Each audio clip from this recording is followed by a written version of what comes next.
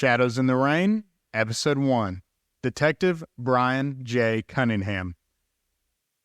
The dim glow of a single desk lamp casts long shadows across the cluttered office.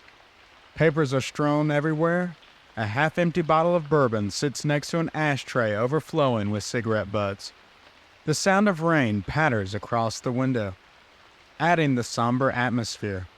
A man sits at the desk, his silhouette defined by the lamplight.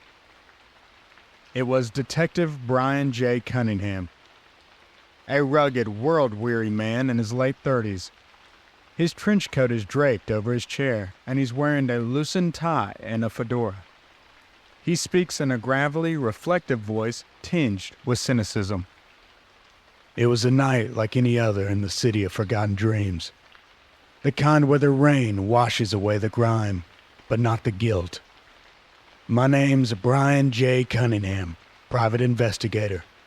Some call me a relic of a bygone era. I call myself a survivor. In this line of work, you don't get points for style, just survival. He takes a drag from his cigarette and exhales slowly, the smoke curling up towards the ceiling. Tonight, the city's got a new mystery for me to unravel. And I've got a feeling it's going to be a real tangled mess. The kind that starts with a whisper and ends with a scream. It all began with a phone call from a dame named Sarah Hart. She said her husband was missing, and she was willing to pay top dollar to find him. Cunningham leans back in his chair, staring at the ceiling as the rain continues to fall. The thing about dames like Sarah, they always come with trouble. And trouble's got a way of sticking to me like a bad habit. But a job's a job, and in this city, a guy's gotta eat. Cunningham flicks the cigarette into an ashtray and reaches for the bottle of bourbon, pouring himself a glass.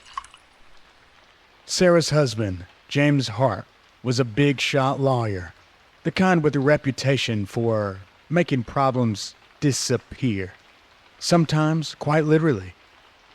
Last seen leaving his office late one night, and then poof, gone, vanished into thin air. The cops, they had nothing, and the papers were having a field day, so she came to me. Cunningham takes a sip of bourbon, savoring the burn.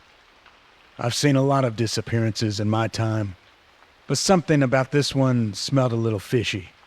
Maybe it was the timing. Maybe it was the way Sarah looked at me with those desperate eyes. Or maybe it was just the bourbon talking. Either way, I was hooked. Cunningham stands up, putting on his trench coat and hat, and walks over to the window, looking out at the rain-soaked street below. The first step in any case is the legwork. Checking out the last place the missing person was seen, talking to the usual suspects, and seeing what shakes loose. So I headed over to Hart's office, hoping to find a clue. A lead, anything that would point me in the right direction. Cunningham turns off the desk lamp, plunging the room into darkness except for the faint glow of the city lights outside. Little did I know, this case was about to take me down a rabbit hole of lies, deceit, and murder. But hey, that's just another night in the life of Brian J. Cunningham, Private Eye.